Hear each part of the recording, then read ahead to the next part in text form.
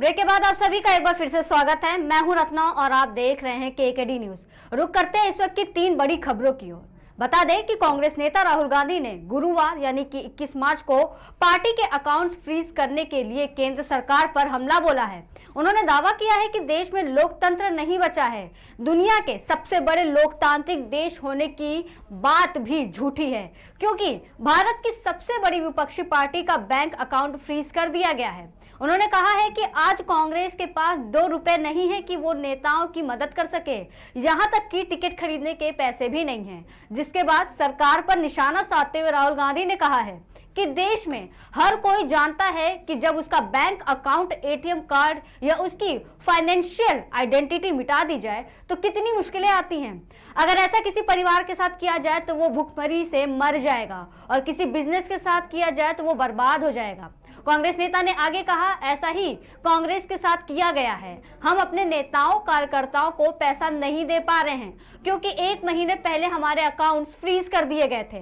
वहीं इसी मामले पर कांग्रेस अध्यक्ष मल्लिकार्जुन खड़गे भी सरकार पर बरसते हुए नजर आ रहे हैं। उन्होंने कहा कि सुप्रीम कोर्ट ने चुनावी बॉन्ड को गैर कानूनी और असंवैधानिक कहा है। उसी की मदद से मौजूदा सत्ताधारी दल ने हजारों करोड़ रुपए अपने अकाउंट में भर लिए हैं और दूसरी तरफ मुख्य विपक्षी दल का बैंक अकाउंट फ्रीज कर दिया गया है, जिससे कि हम पैसे के अभाव से बराबरी से चुनाव ना लड़ पाएं। वहीं उसके बाद कांग्रेस की पूर्व अध्यक्ष सोनिया गांधी ने कहा कि कांग्रेस द्वारा लोगों से इकट्ठा किए गए पैसे को फ्रीज कर दिया गया है। इस चुनौतीपूर्ण स्थिति में भी हम अपनी तरफ से प्रभावी चुनाव प्रचार के हर संभव प्रयास कर रहे हैं।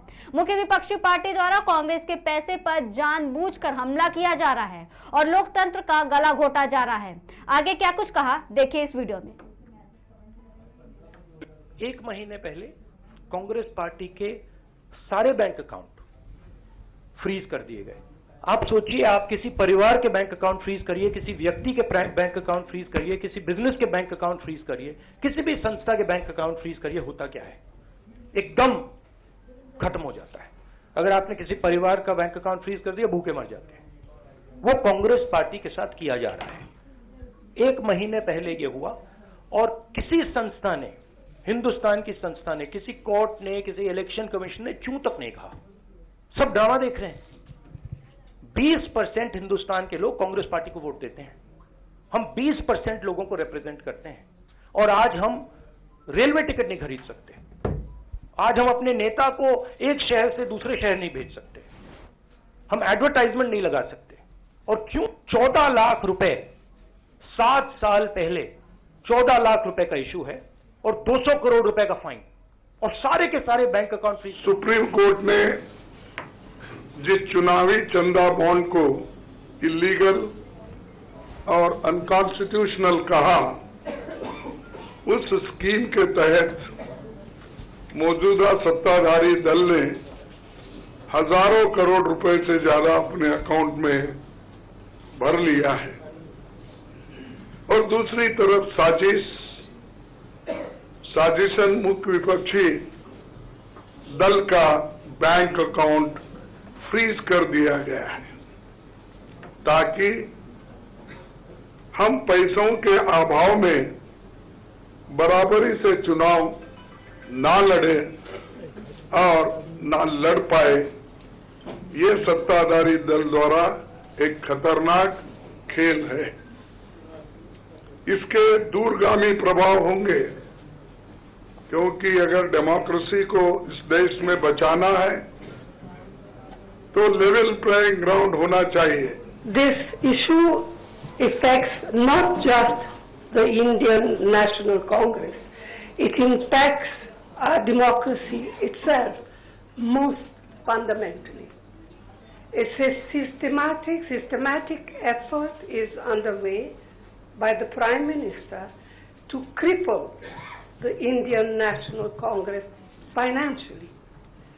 Funds collected from the public are being frozen and money from our accounts is being taken away forcibly. However, even under these most challenging circumstances, we are doing our very best to maintain the effectiveness of our election campaign. On the one hand, there is the electoral bond issue mentioned by Congress President Kharge, which has been declared unconstitutional by the Supreme Court. The electoral bonds have benefited, as everyone knows, the BJP hugely, massively. On the other hand, the finances of the principal opposition party, the Indian National Congress, under a determined assault. This, we all believe, is unprecedented and undemocratic. एक महीने पहले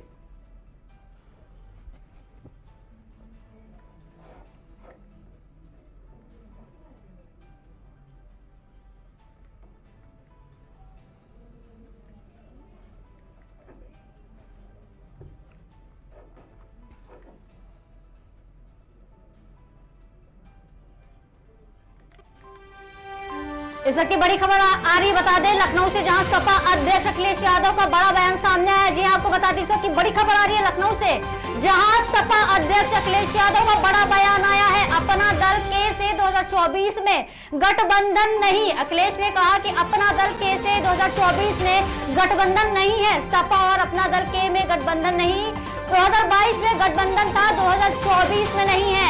अपना दल के ने 3 लोकसभा सीटों पर दावा किया था, जहां मिर्जापुर, कौशाम्बी, फूलपुर सीट गठबंधन में मांगी गई थी।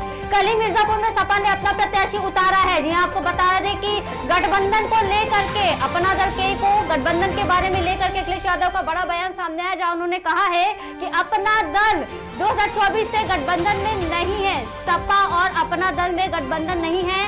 2022 में गठबंधन था, लेकिन अब 2024 में गठबंधन नहीं है।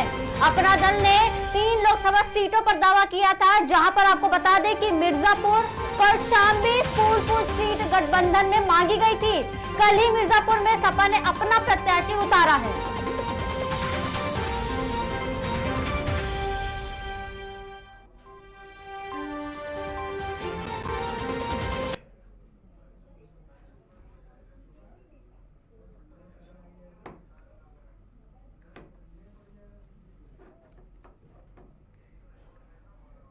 बता दें कि धर्मग्रंथों में पंचमुखी महादेव और पंचमुखी हनुमान जी की पूजा का भी विधान है।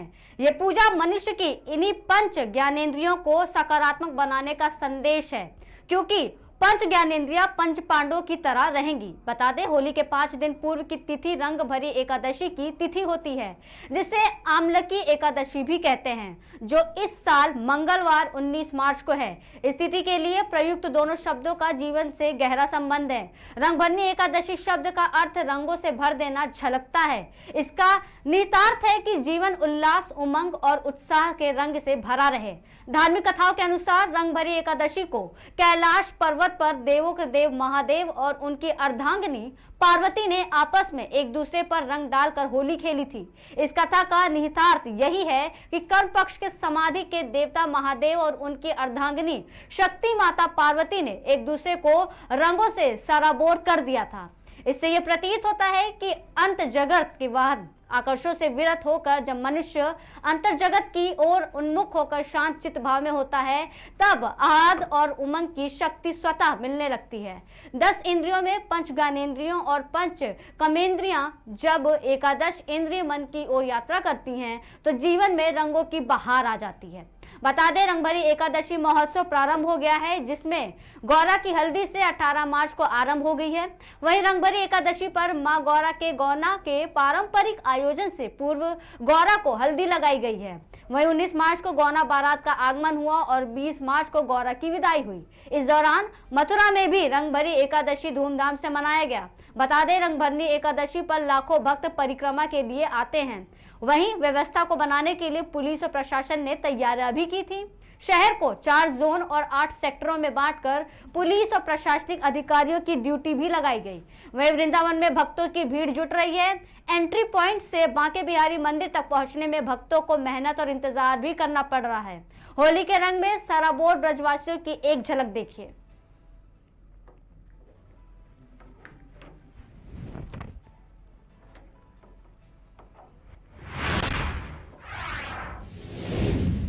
रुक करते हैं तीसरी खबर की ओर, जहां आपको बता दें उत्तर प्रदेश के बदायूं में मामूली विवाद में दो सगे भाइयों की बाल काटने वाले उसरे से हत्या की थी, जिसके बाद से इलाके ही नहीं बल्कि पूरे देश में हड़कंप मचा हुआ है। इस हत्याकांड में तीसरा भाई भी घायल हो गया है। डबल मर्डर के बाद मुख्य आरोपी साजिद की पुलिस एनकाउंटर में मौत हो गई थी, जबकि जावेद की तलाश जारी थी। इस कांड के बाद पूरे इलाके में सुरक्षा व्यवस्था बढ़ा दी गई है और पुलिस चप्पे चप्पे पर तैनात है। वहीं बुधवार की सुबह बदायूं एसएसपी आलोक प्रियदर्शी ने प्रतिक्रिया दी है। एसएसपी बदायूं आलोक प्रियदर्शी ने कहा, कानून व्यवस्था बिल्कुल सामान्य है, शहर में कोई दिक्कत नहीं है, जनपद में हर जगह स्थिति सामान्य है। हम सोशल मीडिया पर नजर बनाए हुए हैं। बता दें आरोपी साजिद अपना नाई का खोखा पीड़ित परिवार के घर के सामने रखता था। उसके घर में आना जाना भी था। मंगलवार शाम 7:30 पर वो घर के अंदर गया और छत पर दोनों बच्चे खेल रहे थे। उन पर हमला किया और दोनों बच्चों की हत्या कर दी, जिसके बाद से परिजनों का रो रो कर बुरा हाल है। एसएसपी ने इस मामले पर और अधिक जानकारी देते हुए कहा कि वो जब जाने लगा तो भीड़ ने पकड़ने की कोशिश की, लेकिन वो भीड़ से निकलकर भाग गया। पुलिस को सूचना मिलते ही पुलिस ने मौके पर पहुंचकर स्थिति को संभाला। पुलिस ने घेराबंदी कर उसे पकड़ने की कोशिश की तो उसने पुलिस पर फायरिंग कर दी। जवाबी फायरिंग में उसकी मृत्यु हो गई। वहीं इस मामले में संलिप्त दूसरा आरोपी जावेद भी गिरफ्तार हो गया है। अब बता दें बच्चों के शवों का पोस्टमार्टम रिपोर्ट भी आ गया है, जिसमें मुख्य आरोपी साजिद की हैवानियत भी उजागर हुई है। बता दें 3 डॉक्टरों के पैनल ने बच्चों का पोस्टमार्टम किया है, जिसपे वीडियोग्राफी भी कराई गई। सूत्रों की मानिए तो बड़े बच्चे आयुष के शरीर पर 9 घाव मिले थे। गले के साथ साथ हाथ, सीने और पेट पर भी घाव थे। वहीं छोटे बच्चे आहान यानी कि हनी के शरीर पर 11 घाव मिले हैं। दोनों बच्चों की मौत की वजह उनकी गर्दन पर धारदार हथियार से वार करने से हुई है। हमारे तो भैया के बच्चे थे और चलो पहले वहाँ कार्रवाई उसने हमारे भैया के बच्चों के लिए दो पे रहनी से मारा है। हमें इंसाफ चाहिए, खून का बदला खून चाहिए। क्या था उसका नाम क्या है? नाम उसका बच्चे का नहीं, उसका नाम तो नहीं पता है। आयुष और पीयूष नाम है और अन्नी 3 बच्चे हैं मेरे भैया के। कहाँ का रहने वाला? वो सकानू रहता है, सकानू का रहने वाला है। यहाँ पर हाँ दुकान चलाता है। क्या उम्र क्या? बस उसे थाने में से यहाँ मुझे दिखवा दो, चौराहा भी दिखवा दो, मुझे केवल खून का बदला खून चाहिए। मैं एसएसपी साहब के साथ घटनास्थल पर है। दोनों बच्चों की डेड को यहाँ से हटा दिया गया है, पकड़ के भेजा गया है और स्थिति पूरी तरह से नियंत्रण में है। उससे बात की गई है, स्थिति नियंत्रण में है और किसी को जो भी विधिक कार्रवाई है आगे को मिलेगी। फिर मानने का कोई कारण अभी इस पर कुछ भी कहना मुश्किल है। ये चीज ब्रांच में इसके बाद फिर यहाँ पर कुछ आगजनी भी एक फोटो में आग लगा दी थी। फिर इस प्रकार की बात में कुछ आक्रोशित धुआं जरूर आगे आई थी और उसको फिर यहाँ से हटा दिया गया। लोगों को आश्वस्त किया गया है कि जो विधिक कार्रवाई है न्यायपूर्ण कार्रवाई। परिजनों की क्या मांग है सर, क्या कह रहे हैं? अभी स्पष्ट रूप से उन्होंने कुछ ऐसा नहीं कहा है, लेकिन उनकी कार्रवाई के लिए ही मांग है और कार्रवाई की जाएगी। आज सायंकाल एक व्यक्ति द्वारा जो बच्चों की नृशंस हत्या कर दी है और बच्चे को बच्चा घायल है, तो लेकर के यहाँ पर हम लोग आए हैं। पुलिस बल सतर्क लगा हुआ है और दूर कार्रवाई की जा रही है और उसको जो है यहाँ पर शांति बनाने के लिए सभी लोगों को समझाया बुझाया जा रहा है और परिवार के लोग भी जो भी मौजूद है इसी तहरीर लेकर के एफआईआर दर्ज की कार्रवाई की जाएगी। इस तरह से जो सूचना आपको की इसकी जो है कठोर कार्रवाई के लिए कहा गया है। अभी उसकी अभी पुष्टि नहीं हो पाई है। अपराधी के पीछे के बारे में ये पुष्टि होकर हम बताते होंगे। फिर ये अभी कठोर कार्रवाई के लिए बताया गया था, पुलिस टीम लगी थी उसके पीछे। अभी थोड़ी देर में हमारी टीम आ रही है, जैसा वो बताया जाएगा। ये बताया जा रहा है कि वो जब पुलिस लेके जा रही थी तो उससे वो भागने का प्रयास किया और उसने उसके साथ मुठभेड़ हुई है। तो ये इस टीम मैंने कहा मेरी टीम जो है गई है, अभी टीम जो उसको लेके जा रही थी, लेके जाते समय जो घटना हुई है उसको मेरी टीम अभी आ रही है। थोड़ी देर में आपको उसको आगे बताया जाएगा। एडीजे अभी भी मौके पे पहुंचने वाले हैं सर। यहाँ पर सभी अधिकारी हैं, सभी मौजूद है यहाँ पर जो है दुखद घटना हुई है। जो घटना के लिए जितना अधिकतम कठोरतम कार्रवाई की जाएगी और उसकी नियमानुसार कार्रवाई पूरी करेंगे हम। मैं तुरंत वहाँ से आया बदायूं के लिए, वहाँ पब्लिक बहुत थी। मैं सीधा दिल्ली भाग गया। मैं दिल्ली से सीधी बरेली आया हूँ। सबने आपको सरेआम की। यहाँ से मेरे पास फोन आया कि तुम्हारे भाई ने ये कांड कर दिया है। नहीं ऐसा है। मैं एक बात बताऊं, सुनो मेरी फोन अभी ऑफ मैंने कर रखा। बात सुनो। तुम अभी जैसे कहने मतलब पुलिस के तेरी भाई मैं देखो बहुत सीधा शरीफ आदमी हूँ। देखो एक का तो एनकाउंटर हो चुका है। हाँ भाई मैं वो कौन था जिसका मेरा बड़ा भाई था, लेकिन उसने किया था। मैं उसमें बिल्कुल ही मेरा कुछ नहीं है। तुम्हारा नाम जावेद है ना? मेरा नाम क्या नाम है तुम्हारा? मोहम्मद जावेद। मोहम्मद जावेद। जिला कौन सा है तुम्हारा? बदायूं जिला। ठीक है। 12 दिन ले चलो उस्ताद। मुझे भाई पुलिस के हवाले करवा दो क्योंकि मैं बिल्कुल मोहम्मद जावेद दोस्त हूँ भाई। हाँ मोहम्मद जावेद है। आईडी कार्ड पीछे